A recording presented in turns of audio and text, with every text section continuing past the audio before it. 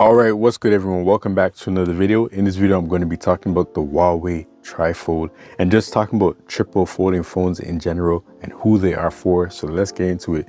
All right, so foldable phones have, been improving year after year. They came out a long time ago, maybe like 4 or 5 years ago, however long it's been. And every year they get better. Samsung has been the leader in terms of starting the foldable phone game and then also being one of the most popular brands to sell foldable phones. Maybe they're not necessarily the ones who make the best foldable phone every single year. However, they are the ones who make the one that is the most popular with your average consumer. And all that to say that, foldable phones are still kind of in a niche market. They're still not for everybody on the market. Your average person, they look at them and they're like, oh, that's cool, but why would you want that? Why do you need a tablet in your pocket? Why do you need something that is super expensive? First of all, foldable phones in Canada can easily touch $3,000 depending on the storage options that you choose. And yeah, they're just super expensive. So why would you want that when you can just buy a really good normal phone and then a really good tablet as well if you want those two things? So, the niche is not there. The market is not there for the foldable phones in terms of your average person. So it brings a bigger question of asking, who is the trifold for? And you could say the enthusiasts, but a lot of enthusiasts care about a good experience and also care about getting, their bang for their buck type of thing, the worth value of what they're buying. So, is it really for the enthusiasts? I'm not sure, because it's going to be super expensive. The Huawei is already like $7,000 Canadian. I think it dropped down to around 4,000 or something like that, but still super expensive. And then on top of that, it's not officially in Canada. So if you buy that and it breaks, you're kind of cooked. You can't send it to Huawei or to the reseller that you bought it from to fix it. And technically you could probably pull up to China and get Huawei to fix it. But even then, I don't know how all that warranty stuff works. Are you the original buyer? Some companies care about that. And also going to China in the first place, shipping it to China, just going to be hard. So, who is that phone for? And let's take a look at the phone itself in the videos and see what kinds of features it offers versus just having a regular tablet or having, a normal foldable phone like the Z Fold 6 or the Honor Magic V3 and etc. All those kind of folds. So let's look at it. All right, so here we are on Marquez's video, and he kind of explores the beauty and mystery of this new form factor, this new device doing something for the first time. And, just talking about the hardware mainly, and how much of a technological marvel it is and things like that. He doesn't really show the software too much, So immediately I'm already looking for other videos. I feel like a lot of reviewers that got this phone did not show what it can do. Like me personally, I care a lot about multitasking, and that's why I use Samsung foldable phones primarily, because the multitasking is just amazing. I know OnePlus Open has open canvas, but Samsung has triple split screen that is very flexible. It has resizable floating windows to any aspect ratio or size, up to 5 floating windows at a time, multiple browsers open, and Samsung's multitasking, it just goes crazy. And then on top of that, you have Samsung Dex. So that's why I use Samsung devices, and that's why when I first saw the Huawei Mate XT videos, I was very disappointed because people weren't showing the software capabilities, what it can do. Immediately when I see a foldable phone, I'm thinking multitasking, what can it do? So I didn't really see much of that. But if we go to Mr. Mobile's video, we can see, somebody who actually uses foldable phones. He didn't necessarily show the software like how I wanted, but him showing the different use cases, like sitting in the coffee shop and using this phone for productivity, it just looks super sick. This is the future. This is something that I'm interested in. I want one device that can be everything. Look how big the screen is. It's just amazing.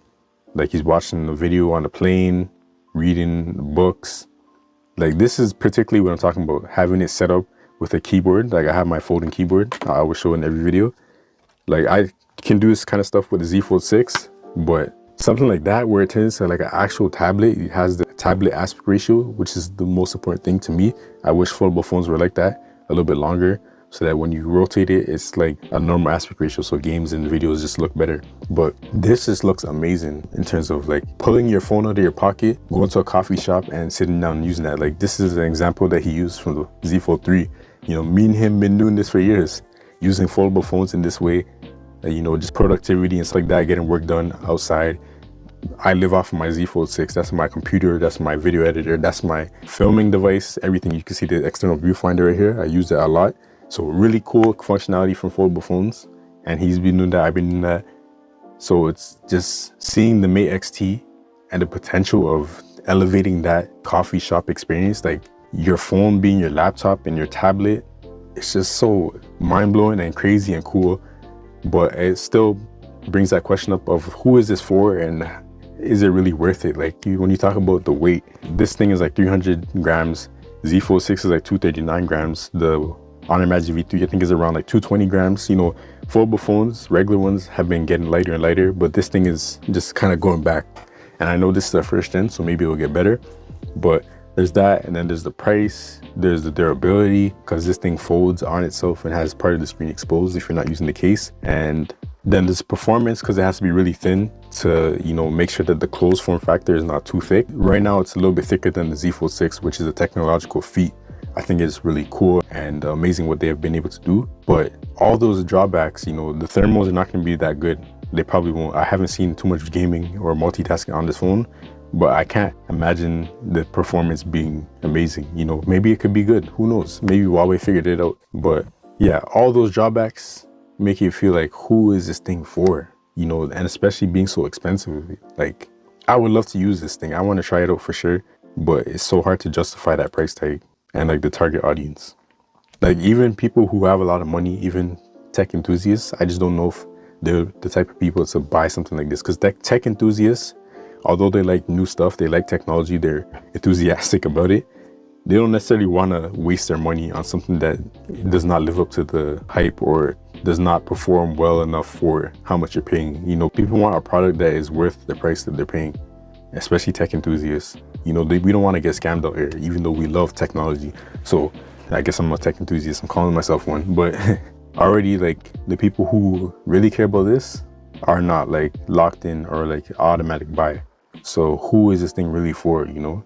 And honestly, I think when you look at these type of use cases, it has a decent camera, it can do so many different things, the form factor is very flexible.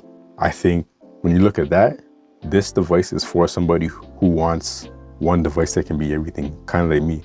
I've been exploring this possibility with so many different kinds of devices, foldable phones, iPhones, you know, Samsung devices, Lenovo Legion Go, iPads.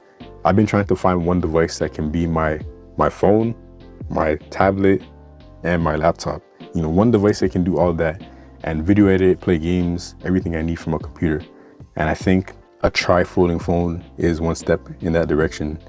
And if Samsung releases something like this in Canada, I don't know how I'm gonna afford it, but I'm gonna try to get it. Like, I'm on that. I'm on that for sure. I'll make the performance work. Just the aspect ratio alone makes me excited for this potential piece of technology, because like it becomes a phone, then a regular fold, and then a tablet. Like this is a true tablet. This is a square.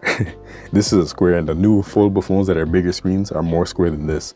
So those are squares. This Huawei tri-folding phone is a tablet. And that's what I want from these folding phones, just in terms of the aspect ratio alone. So I'm excited to see if we get more devices like this and it becomes like an actual thing. But I still don't know who this is really for, to be honest. Yeah, let me know your thoughts in the comments below. What you think about this kind of device, the Huawei Mate XT as well, since it's already released, and Samsung's potential tri-fold coming later this year. What are your thoughts on this? Is it excessive? Does it not make sense? Let me know. I know a lot of people think folding phones still don't make sense, so it would be interesting to see if those people still think that about this. But yeah, until next video, we are out. Peace.